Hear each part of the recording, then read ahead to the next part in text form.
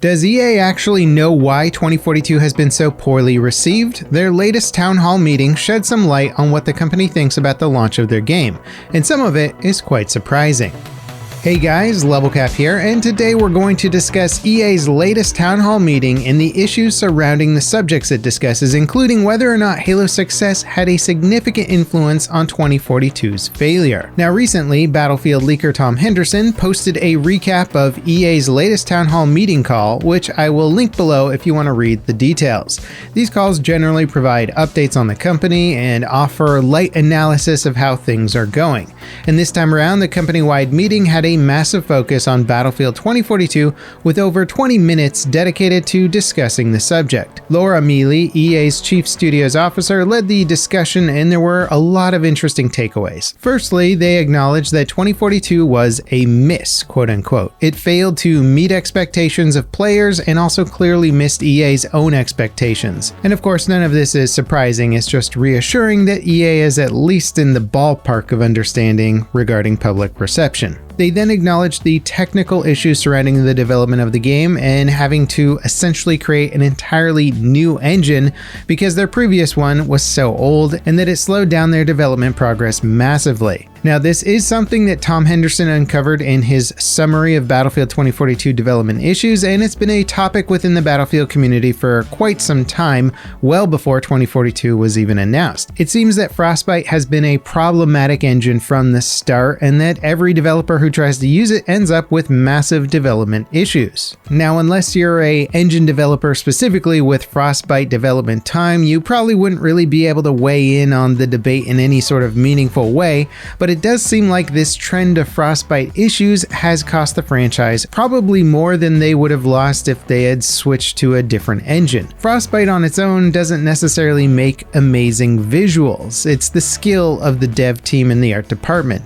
Medal of Honor Warfighter was a great example of a Frostbite game that really didn't impress visually. So one has to wonder what Battlefield devs could do on an engine like, say, Unreal. Obviously, using a competing studio's engine to make a big franchise game isn't ideal, but how many more massive problems does this franchise have to deal with before they decide to switch tech or at least rebuild their tech from the ground up to be better? Now, Mealy also addressed that the work and home environment caused big issues for the studio, and that it added a new variable they had never dealt with before. Of course, the thing not mentioned is that other studios were all dealing with this as well, and Halo Infinite, which is specifically mentioned later in the call, delayed their game a whole year to fix problems by the slowdowns caused by the pandemic. They also mentioned that Battlefield 2042's bug count was apparently at historic levels prior to launch. And when you say historic levels within the Battlefield franchise, I mean, holy crap, that's a lot of bugs considering Battlefield 5's launch and Battlefield 4's launch. The fact that it wasn't further delayed with that knowledge shows just how corporate release window marketing strategies really screw over dev teams, as if making games, which are insanely complex dynamic projects, can all just be ready by a specific date. I think more companies really need to start having flexible release windows, and if holiday season is your target, well, maybe it should be a flexible holiday season, like, hey, if we don't hit it this year, we'll just release it next year. Now, the next stuff that they talked about was the initial reception of the game, and here's where I think they kind of shot themselves in the foot and got some pretty bad feedback. Both beta reception and early access reception is discussed, and I think their interpretation of the data is extremely inaccurate. The beta reception was perceived as players saying the game feels like Battlefield, Battlefield is back, this is my Battlefield.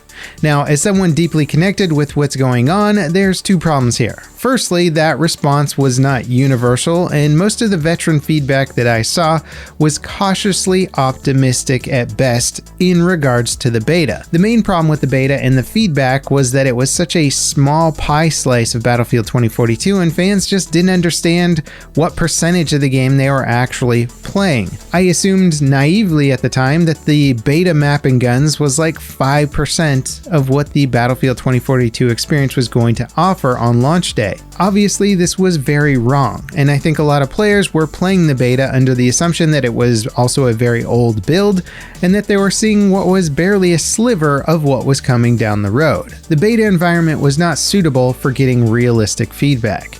Now, Battlefield 1's lengthy alphas and betas gave players time to not only give feedback, but to actually see it implemented in the next beta phase, and I think a big takeaway for the dev team should be how this game departed massively in terms of their beta schedules and public testing. Even now, there isn't any sort of community test environment or testing session to see what DICE is working on to be able to give them feedback. The disconnect that this development had with its core player base seems to be completely neglected in this town hall meeting, and I do hope that it is a point of discussion within the team, even if it wasn't mentioned during the meeting. Now, Mealy also said that early critical reception was good and that things took a turn with the surprise release of Halo Infinite's multiplayer, and that the comparisons between both the games was not favorable because Halo was a very polished title where Battlefield was buggy. Now, this is probably one of the more controversial things said in the whole meeting. Firstly, in that the early reception for Battlefield overlooked the incredibly limited access to the game. Speaking as somebody who got early access a few days before launch along with the general press, the matches were often filled with bots, and long periods of this session were spent on less interesting areas of the game with only a splash of things like Portal. The ability to make any sort of conclusive review about the game from early access was impossible, and it's one of the first things that I say in my first impressions video. And while my initial impressions are mostly based on 12 hours of launch build playtime, there were many limitations to how I was able to play the game at this time and things that ultimately prevented me from forming a complete picture of what a launch experience may feel like. Now, EA should be more aware of how limited their review experience was. Any full reviews that came out of that experience should be honestly disregarded because it was so far removed from a launch experience. And this has been pretty typical with EA early access press events, and it should be remedied within the company. I remember playing Star Wars Battlefront 2 at an early access EA event, and the microtransaction system had entirely different values compared to the launch version. So early reviews of the game would have been totally unaware of the predatory nature of that system that created one of the biggest post-launch debacles that I've ever seen. And of course, EA would have completely missed that in any sort of feedback because the early access version of the game was significantly different than the launch version. The discrepancy between early review copies of games and the launch version is not only damaging to the integrity of reviewers, but in this case, it seems like EA is saying that their early reception of the game was positive. And that's based on a lot of people trying to guess what they're missing or guess what the launch experience is going to be like compared to early access experience, which in many of these cases is very, very different. For EA's own sake, I think they need to rely much more heavily on alphas and betas that come out significantly ahead of the game's launch window, giving them time to implement feedback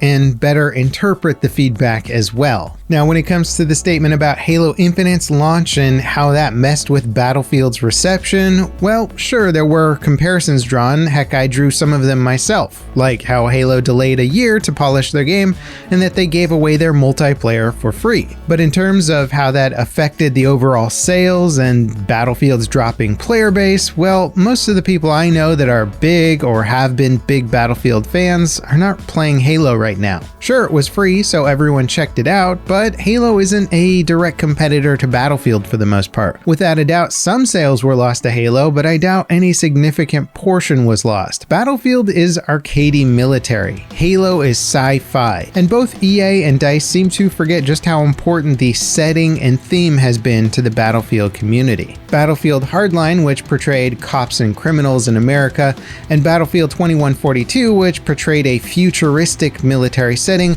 were two of the worst performing games in the entire franchise's history. And it could be argued that their poor performance was mostly due to thematic departure, since many people praise a lot of the innovations made with, say, Battlefield Hardline. Now, the Battlefield fans I know who stopped playing 2042 have been playing old Battlefield games. They've been playing Warzone, Rainbow Six, Escape from Tarkov, Hell Let Loose, and all of the other amazing shooters that have popped up over the years.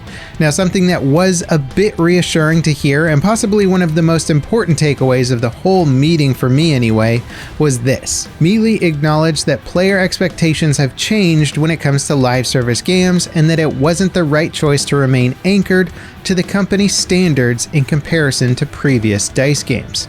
Now, this is something that I've said a lot. I think I even addressed it yesterday on my stream, in that DICE has gotten comfortable releasing buggy, unfinished games. And for a long time, that's worked out pretty well for them. It worked because they had a great FPS formula, and the AAA shooter competition was minimal. It was more or less Battlefield fighting with Call of Duty, and both those games generally had pretty buggy launches. And even Call of Duty for the longest time barely put any effort into the PC side of that competition. The thing is, the FPS world somewhat recently saw the biggest shakeup it's had since, Counter-Strike obliterated the arena shooter from the face of the earth back in the early 2000s. And I'm talking about the 2017 PUBG Battle Royale nuclear bomb that changed the landscape of FPS gaming permanently. Not only are there many more people playing FPS shooters in general just for the sake of battle royales, but the general competition in the FPS world has gone up dramatically because of it. Call of Duty better understood this, they stuck with it, they capitalized on it, and now they're dominating the royale market. And while I'm not saying that Battlefield has to have a battle royale, I am saying that the market today is saturated with top-tier battle royales, extraction royales, surprisingly good milsim indie titles, and even games offering completely free-to-play arena shooter experiences like Halo. And then we pan our vision over to DICE, and it's like, well, here we have another buggy launch. That'll be $60, please. And honestly, that's just not flying anymore in today's market. And I think DICE is finally starting to understand that.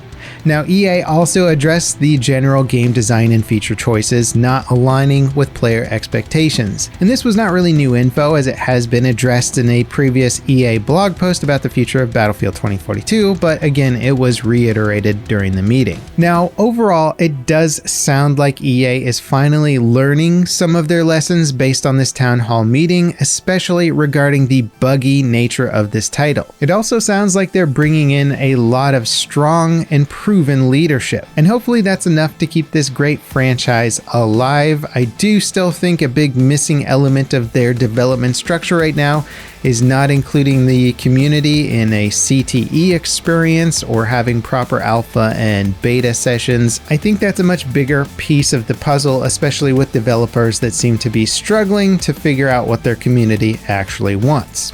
Include the community on the development process more, and you'll figure it out. Anyway, I guess we're just gonna have to wait to see what happens with 2042 because, well, we don't exactly have any other options at the moment. Let me know in the comments what you think about this town hall meeting in EA. Does it give you more confidence? Does it change your opinion in any way whatsoever? Let me know in the comments below, and I'll see you guys next time. This is Level Cap, signing off.